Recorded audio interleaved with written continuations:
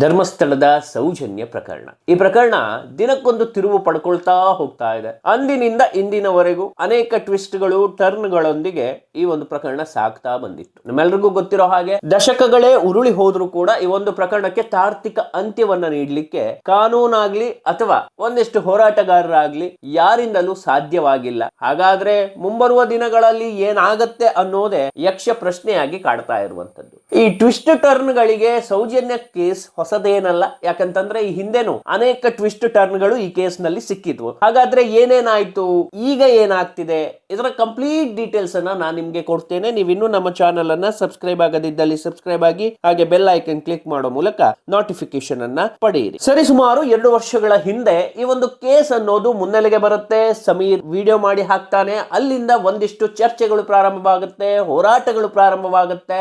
ಅದಾದ ಸ್ವಲ್ಪ ದಿನಗಳ ಬಳಿಕ ಬುರುಡೆ ಪ್ರಕರಣ ಅನ್ನೋದು ಮುನ್ನೆಲೆಗೆ ಬರುತ್ತೆ. ಈ ಬುರುಡೆ ಪ್ರಕರಣ ಮುನ್ನೆಲೆಗೆ ಬಂದಾಗ ನಮಗೆ ಆ ಟೈಮ್ ಅಲ್ಲಿ ಸಿಕ್ಕಿದ್ದು ಚೆನ್ನಯ್ಯ ಹಾಗೆ ಸುಜಾತಾ ಭಟ್. ಈ 2 ಕ್ಯಾರೆಕ್ಟರ್ ಏನಿದೆ ನೋಡಿ, ಇದು ಒಂಥರ ಸಸ್ಪೆನ್ಸ್ ಥ್ರಿಲ್ಲರ್ ಮೂವಿ ತರ ಪೋರ್ಟ್ರೇ ಆಗ್ತಾ ಹೋಯ್ತು. ಚೆನ್ನಯ್ಯ ಬಂದು ಹೇಳ್ತಾನೆ, ನಾನು ಅಲ್ಲಿ ಇಷ್ಟು ಹೆಣ ಹುತ್ತಿದ್ದೇನೆ, ಇಲ್ಲಿ ಅಷ್ಟು ಹೆಣ ಹುತ್ತಿದ್ದೇನೆ ಅನ್ನೋದಾಗಿ ಹೇಳ್ತಾನೆ. ಆದ್ರೆ ಯಾವುದಕ್ಕೂ ಒಂದು ಕ್ಲಾರಿಟಿ ಅನ್ನೋದು ಸಿಕ್ಕಿರುವುದಿಲ್ಲ. ಇನ್ನು ಸುಜಾತಾ ಭಟ್ ಬಂದು ಹೇಳ್ತಾಳೆ, ನನ್ನ ಮಗಳನ್ನ ಧರ್ಮಸ್ಥಳದವರೇ ಕೊಂದು ಹಾಕಿದ್ರು, ಅವಳು ಓದ್ತಾ ಇದ್ಲು ಅಲ್ಲಿ ಅಂತ. ಕಡೆಗೆ ನೋಡಿದ್ರೆ ಸುಜಾತಾ ಭಟ್ಗೆ ಮಗಳೇ ಇರ್ಲಿಲ್ಲ ಅನ್ನೋದು ಸ್ಪಷ್ಟವಾಗಿರುವಂತದ್ದು. ಹಾಗಾದ್ರೆ ಈ ಹೋರಾಟಗಾರರು ಎಲ್ಲೋ ಒಂದ್ ಕಡೆ ಷಡ್ಯಂತ್ರವನ್ನ ರೂಪಿಸಿದ್ರ ಅನ್ನೋದು ತುಂಬಾನೇ ಯಕ್ಷ ಪ್ರಶ್ನೆಯಾಗಿ ಕಾಡ್ತಾ ಇರುವಂತದ್ದು. ಸೊ ಈ ಒಂದು ಪ್ರಕರಣದಲ್ಲಿ ಏನಾಗಿತ್ತು ಅಂತಂದ್ರೆ, ಪ್ರಾರಂಭದಲ್ಲಿ ಈ ಪ್ರಕರಣವನ್ನ ಕೈಗೆತ್ತಿಕೊಂಡಿದ್ದೆ ಮಹೇಶ್ ಶೆಟ್ಟಿ ತಿಮರೋಡಿ. ಆಮೇಲೆ ಮಟ್ಟಣ್ಣನವರು ಬಂದಿರಬಹುದು, ಜಯಂತ್ ಬಂದಿರಬಹುದು, ಮತ್ತೊಬ್ಬ ಬಂದಿರಬಹುದು. ಆದ್ರೆ ಮಹೇಶ್ ಶೆಟ್ಟಿ ತಿಮರೋಡಿ ಅವರು ಈ ಒಂದು ಪ್ರಕರಣದ ಮಧ್ಯಸ್ಥಿಕೆಯನ್ನ ವಹಿಸಿಕೊಂಡಾಗ ಈ ಪ್ರಕರಣ ಒಂದು ಒಳ್ಳೆಯ ಹಾದಿಯಲ್ಲಿ ಹೋಗ್ತಾ ಇತ್ತು. ಹೋರಾಟಗಳು ಚೆನ್ನಾಗೇ ನಡೀತಾ ಇದ್ವು.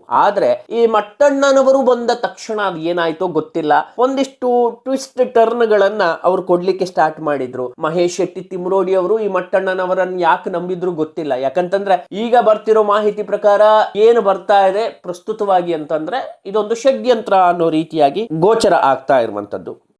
ಸೊ ಏನಾಗಿತ್ತು, ಚೆನ್ನಯ್ಯನ ಬುರುಡೆ ಕೇಸ್ ಏನಿತ್ತು ಅದು ಖುಲಾಸೆ ಆಗ್ತಾ ಬಂತು. ಅಲ್ಲಿ ಬುರುಡೆಗಳು ಹೆಚ್ಚಾಗಿ ಸಿಗಲಿಲ್ಲ ಅನ್ನೋದಾಗಿ ನಂತರ ಚೆನ್ನಯ್ಯನನ್ನ ಅರೆಸ್ಟ್ ಮಾಡಿದ್ರು, ವಿಚಾರಣೆ ನಡೆಸಿದ್ರು. ಈಗ ಇತ್ತೀಚೆಗೆ ಅಂದ್ರೆ ನಿನ್ನೆ ಮೊನ್ನೆ ಚೆನ್ನಯ್ಯ ಏನ್ ಮಾಡಿದಾನೆ ಅಂತಂದ್ರೆ, ಹೈಕೋರ್ಟ್ಗೆ ರಿಟ್ ಅರ್ಜಿಯನ್ನ ಸಲ್ಲಿಸಿರೋದು. ನನ್ನನ್ನ ಮಾತ್ರ ಯಾಕೆ ಅರೆಸ್ಟ್ ಮಾಡಿದಿರಿ, ನನ್ನ ಹಿಂದೆ ಒಂದಿಷ್ಟು ಜನ ಇದ್ದಾರೆ, ಅವರನ್ನು ನೀವು ಅರೆಸ್ಟ್ ಮಾಡ್ಬೇಕಿತ್ತಲ್ಲ, ಅವರನ್ನು ಪ್ರಶ್ನೆ ಮಾಡ್ಬೇಕಿತ್ತಲ್ಲ ಅಂತ ಹೇಳಿದ್ದಾರೆ. ಸೊ ಇವನ ಹೇಳಿಕೆಯಲ್ಲಿ ನಮ್ಮ ರಾಜ್ಯದವರು ಇದ್ದಾರೆ, ಹೊರ ರಾಜ್ಯದವರ ಕುತಂತ್ರ ಕುಮ್ಮಕ್ಕು ಕೂಡ ಇದೆ ಅನ್ನೋದು ಈತ ಹೇಳಿರುವಂತ ಮಾಹಿತಿ. ಸೊ ಏನಾಗಿತ್ತು ಅಂತಂದ್ರೆ, ಧರ್ಮಸ್ಥಳದ ವಿರುದ್ಧ ಹೋರಾಟ ನಡೆಸಲು ಕೇರಳದಿಂದ ಹಣದ ಹರಿವು ಬಂದಿದೆ ಅನ್ನೋದಾಗಿ ಚೆನ್ನಯ್ಯ ಹೇಳಿರುವಂತದ್ದು. ಈ ಕಾರ್ಯಾಚರಣೆ ಯಶಸ್ವಿಯಾದರೆ ಚೆನ್ನಯ್ಯನಿಗೆ 50 ಲಕ್ಷ ರು ನೀಡೋದಾಗಿ ಈ ಗ್ಯಾಂಗ್ ಏನಿದೆ ಅದು ಆಮಿಷವನ್ನ ಒಡ್ಡಿತ್ತಂತೆ.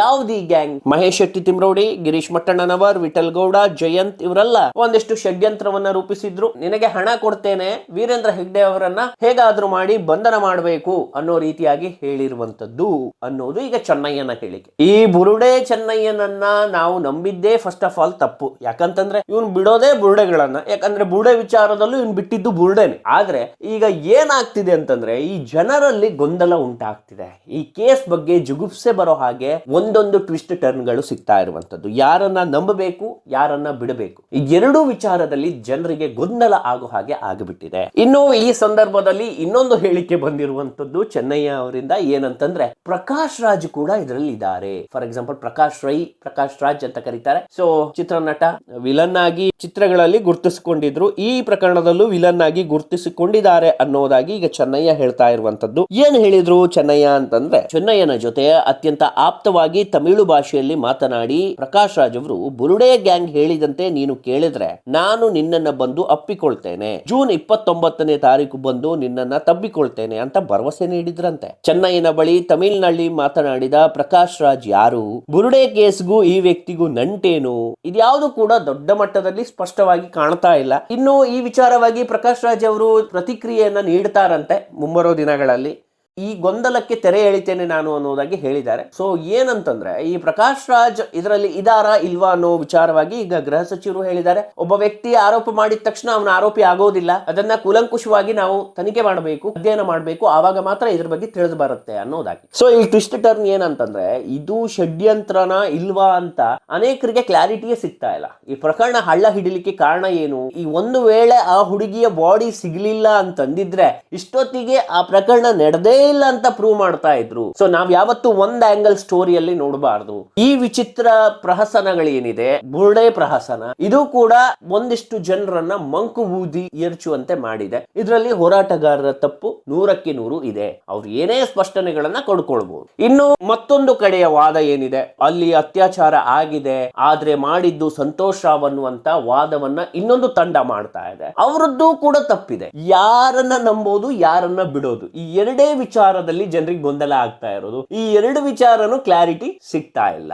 ಇನ್ನು ಈ ಎರಡು ವಿಚಾರದಲ್ಲಿ ಕ್ಲಾರಿಟಿ ಸಿಗ್ಬೇಕಂದ್ರೆ ಏನು ಮಾಡಬೇಕು ಅನ್ನೋದನ್ನ ನಾವು ನೋಡೋದಾದ್ರೆ SIT ಏನಿದೆ ನೋಡಿ, SIT ಬಂತು, ಅಲ್ಲಿ ಬಂಗ್ಲೆಗುಡ್ಡದಲ್ಲಿ ಅಗೆದು ಒಂದಿಷ್ಟು ಅವಶೇಷಗಳು ಸಿಕ್ತು ಅಂತ ಹೇಳ್ತು. ಅದ್ರ ಮೇಲೆ ರಿಪೋರ್ಟ್ ಅನ್ನ, FSL ರಿಪೋರ್ಟ್ ಅನ್ನ ಇನ್ನೂ ಕೊಡ್ಲಿಲ್ಲ. ಅದ್ರ ಬಗ್ಗೆ ಕಂಪ್ಲೀಟ್ ಕನ್ಕ್ಲೂಷನ್ ಅನ್ನ SIT ಇನ್ನೂ ಕೊಟ್ಟಿಲ್ಲ. ಅಷ್ಟರೊಳಗಡೆ ಈ ಟ್ವಿಸ್ಟ್ ಗಳು, ಕಥೆಯಲ್ಲಿ ಒಂದಿಷ್ಟು ಜನರ ಹೆಸರುಗಳು ಎಲ್ಲವೂ ಸ್ಟಾರ್ಟ್ ಆಗಿಬಿಡ್ತು. ಇನ್ನು ಮತ್ತೊಂದಿಷ್ಟು ಗ್ಯಾಂಗ್ ಹೇಳೋದೇನಂತಂದ್ರೆ ಇದೆಲ್ಲ ಷಡ್ಯಂತ್ರ, 200 ಕೋಟಿಗೆ ಡೀಲ್ ಆಗಿದೆ ಅನ್ಕೊಂಡು. ಈಗ ಷಡ್ಯಂತ್ರ ಈಗ ಧರ್ಮಸ್ಥಳದ ಮೇಲೆ ಮಾಡಿರ್ಬೋದು, ಇಲ್ಲ ಅಂತ ನಾನು ಹೇಳಲ್ಲ. ಆದ್ರೆ 200 ಕೋಟಿ ಡೀಲ್ ಎಲ್ಲ ಆಗಿರ್ಲಿಕ್ಕಿಲ್ಲ ನನ್ನ ಪ್ರಕಾರ. ಯಾಕಂತಂದ್ರೆ ಅಷ್ಟು ದೊಡ್ಡ ಮಟ್ಟದ ಡೀಲ್ ಗಳನ್ನ ಮಾಡಿ ಸಿಕ್ಕಾಕೊಳ್ಳದೆ ಇರ್ತಾರ. ಸೊ ಇಲ್ಲಿ ಬುರುಡೆ ಚೆನ್ನಯ್ಯ ಬಿಟ್ಟಿರೋ ಬುರುಡೆಯನ್ನ ಸರ್ಕಾರವೂ ನಂಬಿತ್ತು. ಸರ್ಕಾರ ಆತನ ಮಾತನ್ನ ಕೇಳಿ ಅಗಿಲಿಕ್ಕೆ ಹೋಗಿತ್ತು. ನಮಗೆ ತುಂಬಾನೇ ಬೇಸರ ಆಗುತ್ತೆ. ಎಷ್ಟು ಎನರ್ಜಿ, ಎಷ್ಟು ಮ್ಯಾನ್ ಪವರ್ ವೇಸ್ಟ್, ಎಷ್ಟು ಅಮೌಂಟ್ ವೇಸ್ಟ್, ಇಷ್ಟೆಲ್ಲ ಮಾಡಿ ಏನಾದ್ರೂ ಅದರಿಂದ ಫಲಿತಾಂಶ ಸಿಗ್ತಾ ಕೇಳಿದ್ರೆ ಅದು ಇವತ್ತಿಗೂ ಕ್ವಶನ್ ಮಾರ್ಕ್. ಜನರಲ್ಲಿ ಗೊಂದಲಕ್ಕೆ ಕಾರಣ ಆಗ್ತಿರೋದು ಸರ್ಕಾರದ ನಡೆ. ಸರ್ಕಾರ ಈ ವಿಚಾರವಾಗಿ ಒಂದು ತಾರ್ಕಿಕ ಅಂತ್ಯವನ್ನ ಹಾಡ್ಬೇಕ್ರಿ.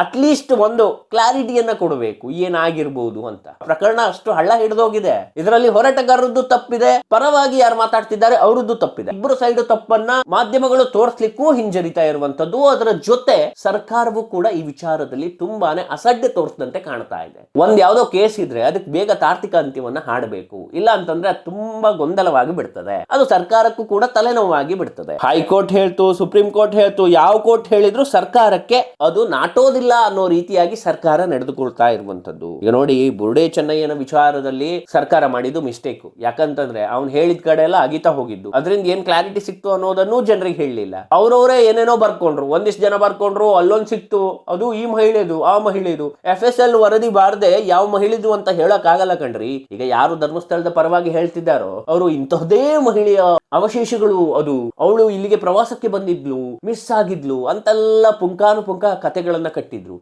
ಅದನ್ನು ಕೂಡ ಇವ್ರು ಹೇಳಕ್ ಆಗಲ್ಲ, FSL ರಿಪೋರ್ಟ್ ಬರ್ದೆ. ಇನ್ನು ಫಾರ್ ಎಕ್ಸಾಂಪಲ್ ಈಗ ನೀವು ಸೌಜನ್ಯ ಪರ ಹೋರಾಟಗಾರರು ಯಾರಿದ್ದಾರೆ ಅವ್ರು ಹೇಳೋದು ಈ ಒಂದು ಶವ ಅಂತವರದ್ದು ಇಂಥವರದ್ದು ಅನ್ನೋಂತ ಕನ್ಕ್ಲೂಷನ್ ಬಂದ್ಬಿಡ್ತಾರೆ. ಈ ಇಬ್ರದ್ದು ಕೆಲಸ ಏನ್ ಗೊತ್ತಾ, ಪೊಲೀಸರು ಏನ್ ಮಾಡ್ಬೇಕು ಆ ಕೆಲಸವನ್ನು ಇಬ್ರು ಮಾಡ್ತಾ ಇರುವಂತದ್ದು. ಆದ್ರೆ ಪೊಲೀಸರು ಮಾತ್ರ ಇದ್ರಲ್ಲಿ ಕನ್ಕ್ಲೂಷನ್ ಕೊಡ್ತಾ ಇಲ್ಲ. ಸೊ ಈ ವಿಚಾರಕ್ಕೆ ಈ ಪ್ರಕರಣ ಇಷ್ಟು ಡ್ರ್ಯಾಗ್ ಆಗ್ತಾ ಇರೋದು. ಆದಷ್ಟು ಬೇಗ ಇದಕ್ಕೊಂದು ಫುಲ್ ಸ್ಟಾಪ್ ಇಟ್ರಪ್ಪ. ಅದ್ ಯಾವ ರೀತಿ ರಿಸಲ್ಟ್ ಬರುತ್ತೆ ಸೆಕೆಂಡ್ರಿ, ಬಟ್ ಫುಲ್ ಸ್ಟಾಪ್ ಇಡಿ. ಜನರಿಗೆ ಜಿಗುಪ್ಸೆ ಬರ್ತಾ ಇದೆ ಈ ಪ್ರಕರಣದ ಬಗ್ಗೆ. ಸೌಜನ್ಯಾಳಿಗೆ ನ್ಯಾಯ ಕೊಡಿಸ್ಲಿಕ್ಕೆ ಎರಡೂ ಕಡೆಯವರಿಂದ ಸಾಧ್ಯ ಇಲ್ಲ ಅನ್ನೋದು ಈಗ ಜನರಿಗೆ ಗೊತ್ತಾಗಿರುವಂತ ಸತ್ಯ. ಆ ಎರಡೂ ಕಡೆಯಿಂದ ಸಾಧ್ಯವಿಲ್ಲ ಅಂತಂದ್ಮೇಲೆ ಸರ್ಕಾರ ಆದ್ರೂ ಇನಿಷಿಯೇಟಿವ್ ತಗೊಂಡು ಏನೋ ಒಂದು ಮಾಡಿಯಲ್ಲ. ಸೊ ಹಾಗಾಗಿ ಹೇಳ್ತಾ ಇರೋದು. ಸೊ ಈ ವಿಡಿಯೋ ಬಗ್ಗೆ, ಚೆನ್ನಯ್ಯನ ಹೇಳಿಕೆ ಬಗ್ಗೆ ನಿಮ್ಗೆ ಏನ್ ಅನ್ಸುತ್ತೆ ಅನ್ನೋದನ್ನ ಕಮೆಂಟ್ ಬಾಕ್ಸ್ ನಲ್ಲಿ ತಿಳಿಸಿ.